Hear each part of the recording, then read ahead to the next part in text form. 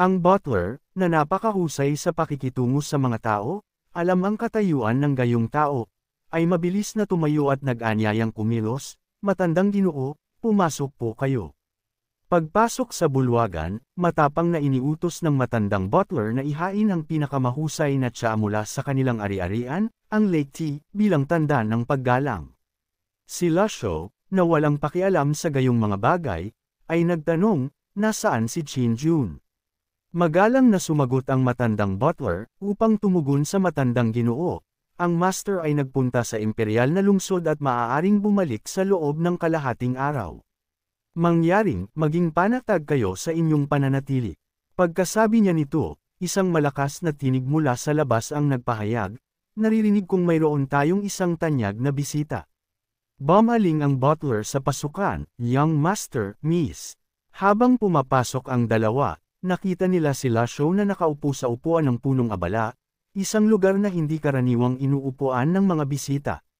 Bago pa makapagsalita si Chin Shuo, mabilis siyang pinaalalahanan ng butler, "Young master, huwag kayong magpabe. Kahit bumalik na ang master, dapat pa ring magpakita ng paggalang."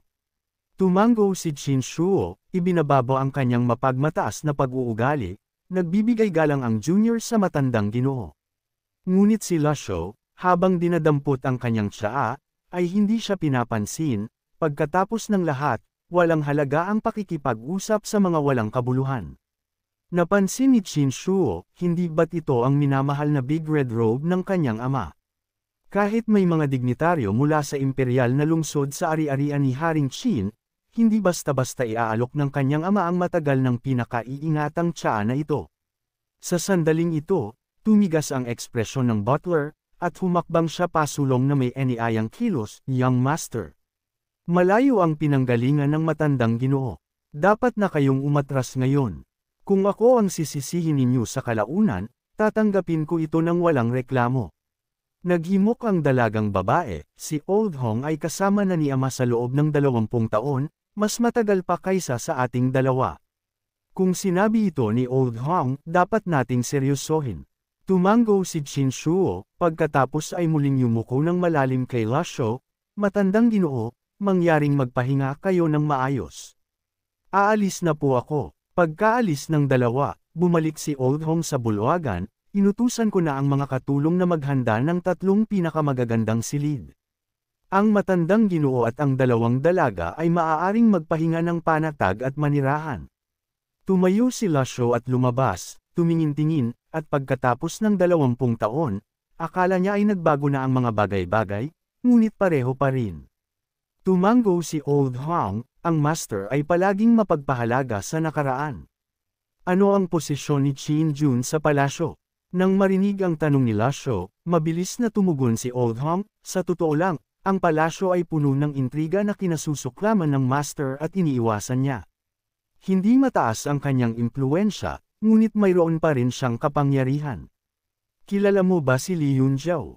Direktang tanong ni Lasho. Nang marinig ang 3 salitang ito, bahagyang nagbago ang ekspresyon ni Old Hong, "Matandang Ginoo, ang taong ito ay paborito ng Empress Dowager. Bagamat wala siyang tunay na kapangyarihan, ang kanyang espesyal na katayuan ay umaakit sa maraming makapangyarihang tao na naghahangad na magpalakas ng loob, isa nga siyang kilalang tao." Samantala, si Ming Shiren, dala ang isa sa 5 rats, si Lu Qieping, ay pagod na lumilipad, "Master talaga, bakit pupunta sa Divine Capital sa ganitong oras? Sobrang layo, mayroon kang sinasakyan, at wala ako, gaano katagal ito?" Humajijek si Lu Qieping, nagmamakaawa, "Kung gayon, baliwalain mo na lang ako at pakawalan mo na ako. Ipinapangako kong ibabalik ko agad ang Precious Zen Robe. Akala mo ba'y Precious Zen Robe lang iyon? Ang Evil Sky Pavilion ay may napakaraming kayamanan, bakit pag-aaksayahan pa ito ng panahon? Kung mamatay ako, magagalit ang panganay kong kapatid, at ang aking pangalawa, pangatlo, at pang-apat na kapatid, na mas mahusay sa pagnanakaw, ay tiyak na maghihiganti. Kailan matatapos ang siklo ng paghihiganti?"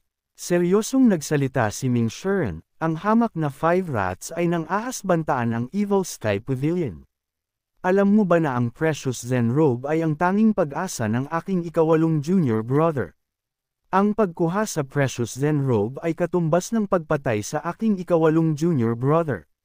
Sasabihin ko sa iyo ng diretsyo, ang 5 rats ay patay na sa aking paningin. Nang marinig ito, nawalan ng malay si Lo Qieping at nahimatay. Tinitigan siya ng masama ni Ming Shiren at minumura, walang silbi. Ang laki-laki ng Divine Capital, paano ko makikita ang master na daladala ang walang silbing bagay na ito? Una, babalik ako sa Evil Sky Pavilion, pagkatapos ay sa Divine Capital. Sa pag-iisip nito, hinablot ni Ming Shiren si Lo Qieping at lumipad patungo sa direksyon ng Evil Sky Pavilion. Samantala, sa tabi ng Longwind Tavern sa Upper Prime City, ang Upper Prime City ay lubos ng nagkagulo. 4 na figure ang mabilis na tumatakbo sa mga bubong at lansangan. Pagkatapos ng ilang sandali, nagtipon muli ang 4, ngunit wala silang nakita. Boss, ito ang nahanap ko.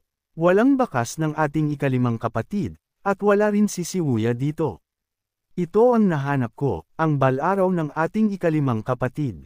Kinuha ng boss ang bal-araw at bahagyang bamantong hininga, kaya ikaw pala, Shibuya, umaasa sa iyong katayuan bilang disipulo ng Evil Sky Pavilion, akala mo hindi ako mangangahas na sumalakay. Tiyak na nabihag niya ang ating ikalima. Palagi kong pinapayuhan ang ikalima na maging maingat kay Shibuya, ang taong ito ay labis na tuso at puno ng pukana. Boss, lahat kami ay sumusunod sa iyong pamumuno, ano ang gagawin natin ngayon? Nakatuon ang tingin ng 3 sa kanilang pinuno.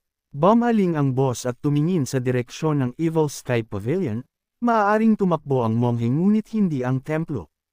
Kung nang ahas si Shibuya na labagin ang mga patakaran, hindi na natin kailangang pag-usapan ang moralidad. Hindi pa kami nakakagawa ng malaking trabaho ang Upper Prime 5 Rats. Tinatanong ko kayo, nangangahas ba kayong sumama sa akin sa isang malaking pagnanakaw? Nagpakita ng pananabik ang 3 nang marinig ito, marami na silang nagawang maliliit na pagnanakaw, palihim na nagpapalipat-lipat saan man, itinuturing na mga peste ng mga matuwid. Pinagtatawanan ka bilang walang kakayahan, nagmamadaling tumatakbo sa mga lansangan kung saan lahat ay sumisigaw upang bugbugin ka, ngunit hindi nila alam na kahit ang isang daga ay nang ahas na nakawin ang mitya mula sa ilawan ng Buddha. Ang kaginhawaan ay nagbubunga ng pagnanais para sa kabaliwan, maraming nakakaramdam nito, at ang 5 rats ay walang kitaliwasan.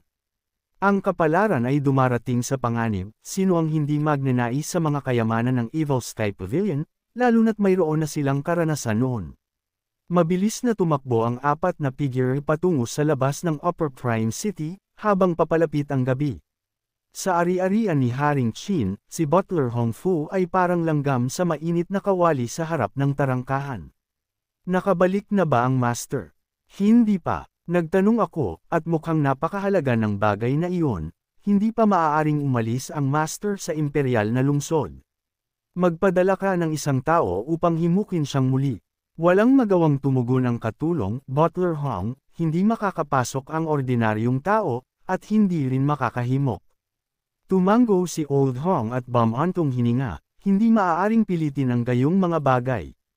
Isang malaking tagumpay na para sa mga mababang katulong ang makapasok sa imperial na lungsod, lalo na ang asahan silang makipag-ugnayan sa mahahalagang tao sa loob. Sa sandaling iyon, lumapit ang batang master na si Qin Shuo, tumingin-tingin, at lumapit sa tabi ni Old Hong upang tahimik na magtanong, sabihin mo sa akin, sino ang tanyag na bisitang ito? Wala nang ibang tao sa paligid ngayon. Mukhang nababahala si Old Hong, young master, hindi sa ayaw kong sabihin sa inyo, ngunit ang bagay na ito ay napakahalaga, at kahit na ikamitay ko, hindi ko hahayaang madamay ang ari-arian ni Haring Qin. Mangyaring huwag na kayong magtanong pa. Habang mas nagkakaganyan ka, mas gusto kong malaman. Sa malawak na divine capital na ito, wala akong maisip na sinumang magpapakaba sa iyo ng labis, hanggang sa punto ng pribadong paggamit ng Big Red Robe ni Ama.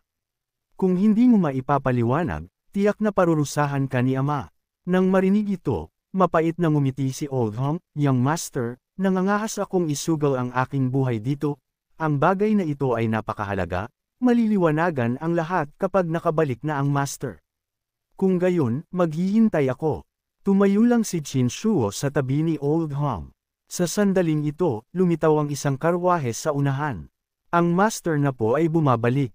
Ama, mabilis na tumakbo si Old Hong, at bumaba mula sa karwahe ang isang lalaking nasa katanghaliang gulang na nakasuot ng opisyal na roba at sombrero, na bumaling ang tingin sa balisang si Old Hong. Old Hong, anong kaguluhan ito? Palagi kang kalmado at metikuloso, bakit ka balisa ngayon?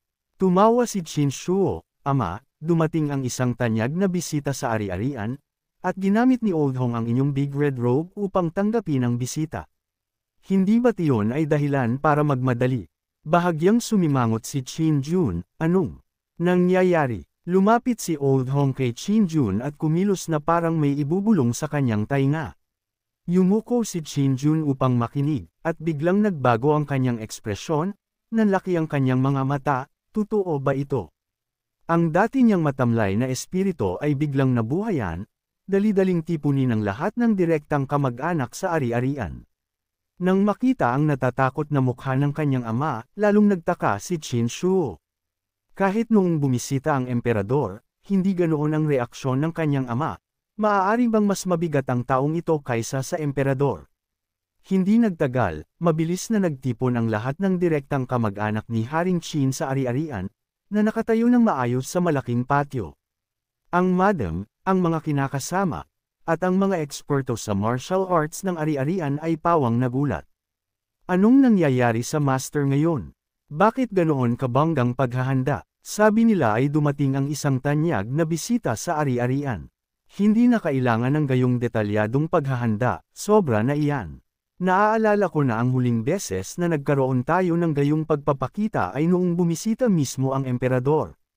Natural lamang na magdulot ito ng labis na pagkalito sa lahat.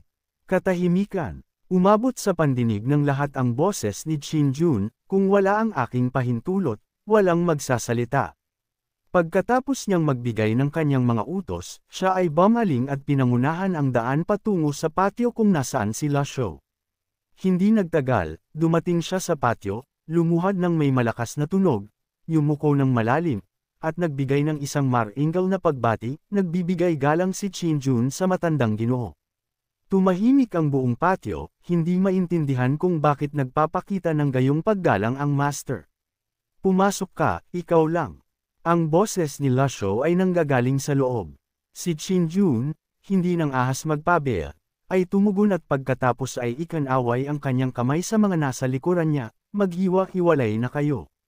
Isang napakalaking pagtitipon, at nang walang sinasabi o anumang dahilan, basta na lamang naghiwa-hiwalay sa isang utos. Ang lahat ay naguguluhan, ngunit sino ang mangangahas sumuwi kapag ang Panginoon ang nagsasalita? Pagkaalis ng lahat sa looban, magalang na binuksan ni Qin Jun ang pinto at lumapit kay La Shou, nakayuko ang ulo na nakatingin sa lupa, magandang bati po, nakababatang Qin Jun, sa iyo pong kamahalan. Pagkasabi nito, sumulyap siya sa sulok ng kanyang mata sa matandang lalaking nakatayo sa silid, ito nga siya. Kahit may paghahandang pangkaisipan, kinakabahan pa rin si Qin Jun. Sandaling tiningnan ni La Shou ang mga nakasabit na pintura at nawala ng interes. Kung gusto ng iyo pong kamahalan, ang mga pinturang ito ay maaaring maging regalo. Hindi interesado si La Shou sa mga makamundong bagay na ito at umiling, 20 taon na ang nakalipas, kumusta na ang iyong paglilinang? Tapat na sumagot si Qin Jun, salamat po sa patnubay ng iyo pong kamahalan at sa masigasig na pagsasanay, bahagya pa lamang akong nakapasok sa kaharian ng banal na hukuman. Ako po ay nagagalak at nagulat sa biglaang pagdalaw ng iyo pong kamahalan. Anumang tagubilin po ang mayroon ang iyo pong kamahalan, buong puso ko pong gagawin. Diretsa ang sinabi ni La Shou, lubos akong nasisiyahan sa iyong mga nagawa ngayon. Kilala mo ba si Li Yunjiao? Nagulat si Qin Jun, si Yunjiao ay paborito ng Reyna Ina, syempre po ay kilala ko siya. Kung gayon, ipatawag mo siya sa akin. Nagulat si Qin Jun, nag-aalangan kung magtatanong kung bakit, natatakot na baka makasakit sa matandang lalaki, at nahihirapan sa pagpapasya.